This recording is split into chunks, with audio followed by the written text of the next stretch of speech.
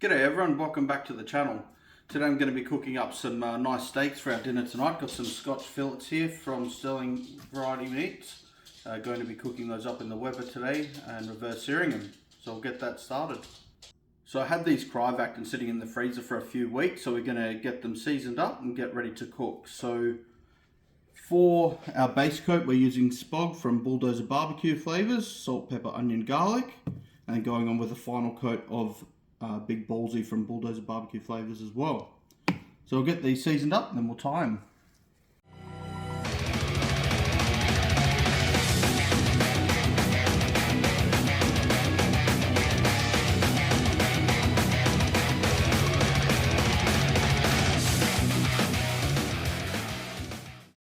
Okay, so we're out at the smoke shack now.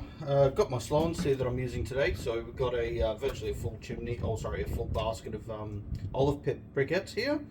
Then the flat plate on this side, and that's going to allow the air to direct straight over the coals, and then allow it to circulate around the beef when it's smoking as well.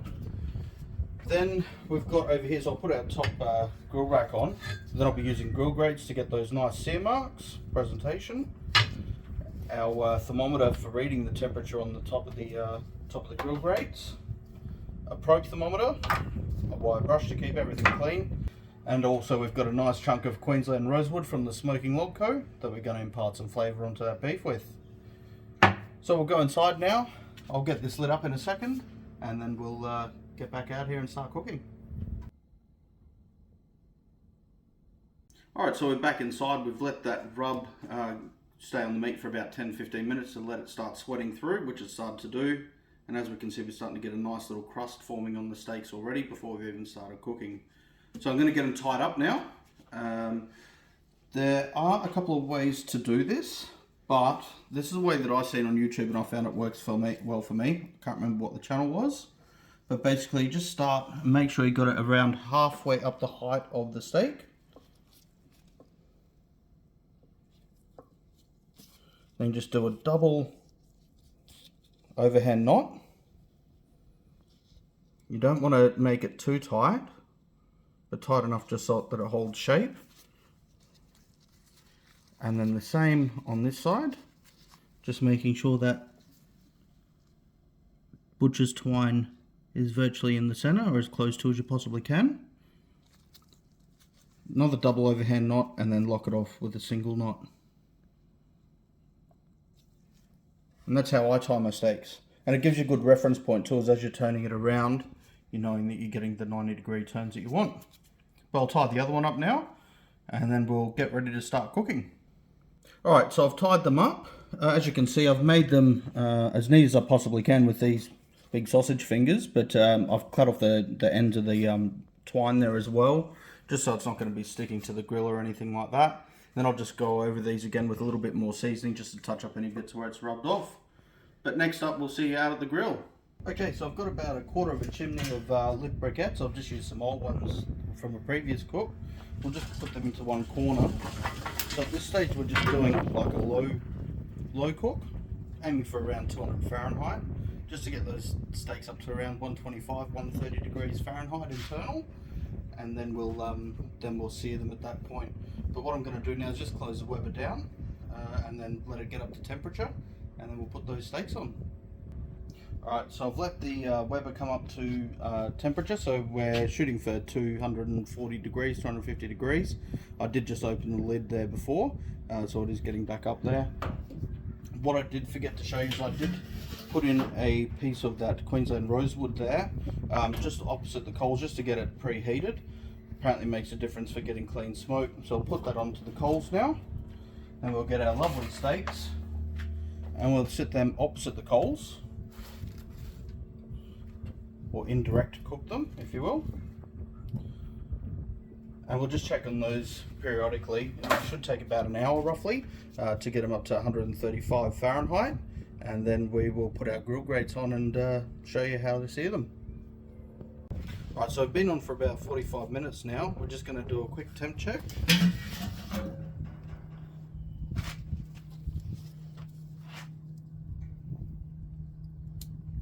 Alright, so at 125, so in about probably another 5-10 minutes we'll be able to get these seared. Okay, so we'll let it go for another couple of minutes. We'll just check that temperature.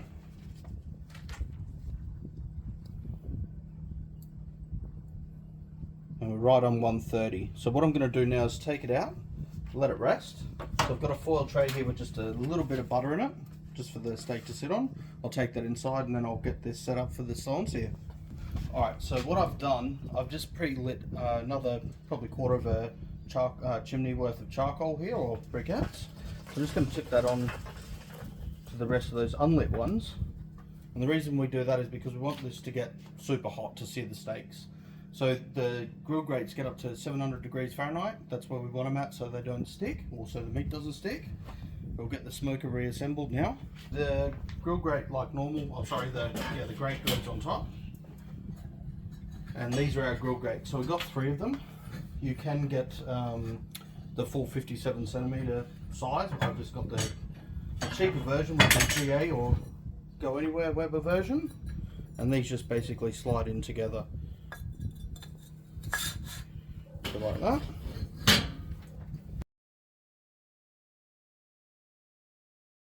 Then we'll just leave the smoker open now so we get as much oxygen in there as possible. And we'll check the temperature of that grill grate in a few moments time.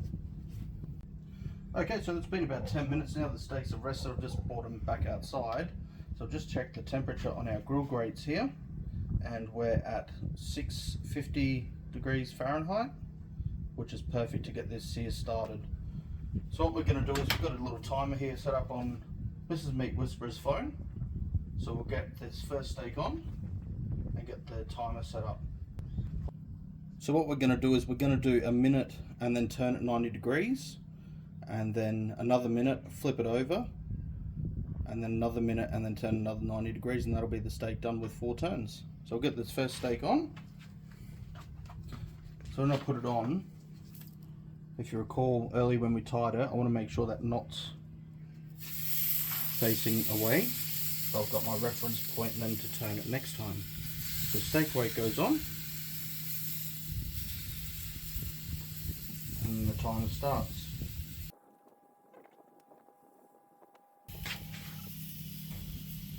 Okay, so now it's time to turn it. So what I do, I move it onto the next lot of plates,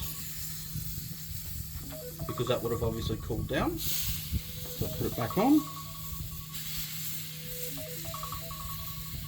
and then restart the timer.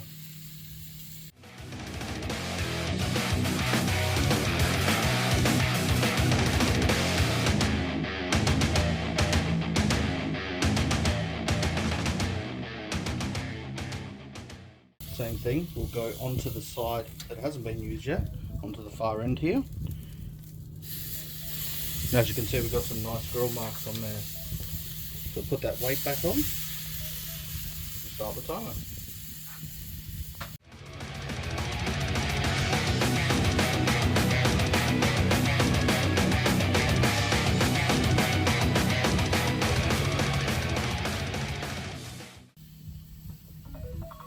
Alright, so our last turn now.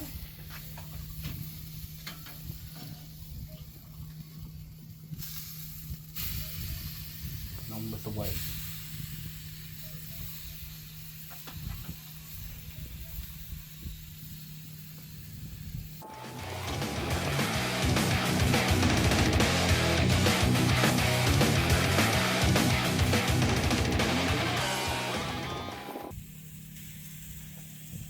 Alright, so now it's time for this steak to come off, and I'll cook the other one, and then next time you'll see us, we'll be doing the big reveal.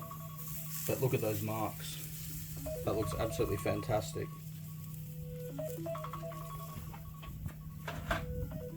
Okay, so I've taken these inside, let them rest for a further 5 to 10 minutes. Got to keep in mind they were resting before for 10 minutes before we seared them off. So just to recap on what we did, so we got some Scotch fillet steaks from Sterling Variety Meats. We then did a base coat of Bulldozer Barbecue spog, salt, pepper, onion, garlic, followed by a top coat of Big Ballsy, again from Bulldozer Barbecue Flavors. Smoked them on the Weber Kettle using the slow and sear, and some Queensland rosewood from the Smoking Log Co. Then once we got them up to 130 degrees Fahrenheit, then put on the grill grates, got those up to 600 degrees Fahrenheit, and then seared the steaks for 30 minutes, and then turned at 90 degrees till both sides had the nice sear marks on them. But we'll get it cut now, and we'll have a quick look and see how we went.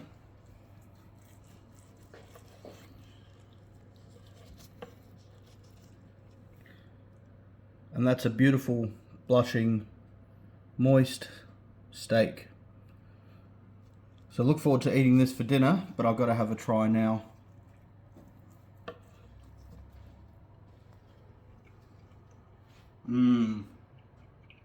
Yeah.